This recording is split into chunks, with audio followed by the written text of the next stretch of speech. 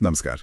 आज हम एक कन्नड़ फिल्म जोगियागी हित्थावागी पर बात करेंगे और इसका आधार है सिनेमा एक्सप्रेस में छपा एक रिव्यू। हाँ, तो इस रिव्यू के जरिए हम समझने की कोशिश करेंगे कि ये फिल्म किन विचारों को सामने रखती है, इसकी क्या खासियतें हैं और शायद कहाँ थोड़ी चूक गई। बिल्कुल।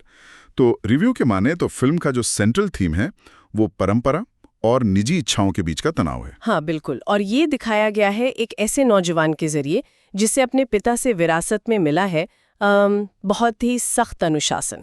अच्छा, पिता का अनुशासन। हाँ, मतलब ये कोई आम बात नहीं बल्कि जीने का तरीका है उनके लिए। हाँ, रिव्यू में जिक्र है शंकर का, जो पिता है, और उनके बेटे करुण का।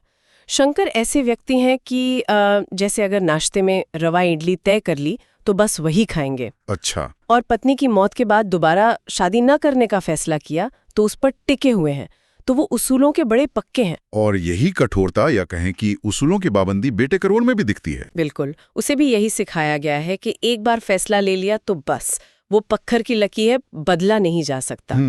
लेकिन फिर कहानी में थोड़ा मोड़ आता है जब करुण की मुलाकात होती है काव्या से।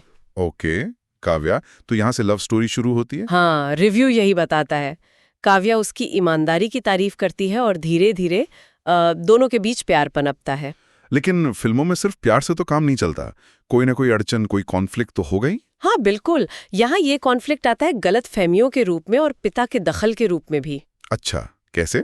रिव्यू इशारा करता है कि एक तो कोई सहकर्मी है जो शायद जलन के मारे करुण के प्रपोजल में रुकावट डालता है। दूसरी तरफ काव्या खुद अपनी फीलिंग्स छुपाती है और जब तक वो कुछ कह पाती है तब तक करुण एक अरेंज्ड मैरिज के चक्कर में फंस चुका होता है। अरेंज्ड मैरिज मतलब पिता और वो मैचमेकर का भी जिक्र था शायद। हाँ, नंबर नारायण, पिता और मैचमेकर ने मिलकर रिश्ता तय कर दिया होता है, तो करुण अब एक वादे में बंध जाता है। ये तो बड़ी उलझी हुई स्थिति बन गई। तो रिव्यू कहता है कि फिल्म यहीं पर सोचने को मजबूर करती है, वादों और पारिवारिक जिम्मेदारियों के बोझ के बारे में। सही कहा। क्या वादे हर कीमत पर निभाने चाहिए या जिंदगी में थोड़ी फ्लेक्सिबिलिटी, थोड़ी लचीलेपन की गुंजाइश होनी चाहिए? ये सवाल फिल्म उठाती है। और ये अनुशासन और बंधन वाली बात भी। हाँ, कि अनुशासन का बंधन बन जाता है। पिता पुत्र का रिश्ता बड़ा मार्मिक बताया गया है रिव्यू में। अच्छा। खासकर वो हिस्सा जहां करुण अपने पिता का इतना सम्मान करता है या शायद डरता है कि उनकी कोई कॉल मिस नहीं करता, भले ही उसकी अपनी खुशी दांव पर क्यों न लगी हो। ये एक दिलचस्प पहलू है। लेकिन जहां तक विचारों की बात है वो तो गहरे लगते हैं, पर रिव्यू ये भी कहता है कि फिल्म का जो एग्जीक्यूशन है, मतलब उसे बनाने का तरीका, हाँ, वो शायद उतना दमदार नहीं है। रिव्यू के अनुसार फिल्म का लेखन थोड़ा वर्बोस है, मतलब शब्दों का इस्तेमाल ज्यादा है और छोटी छोटी घटनाओं को भी काफी लंबा खींचा गया है। जैसे कोई उदाहरण दिया है रिव्यू में?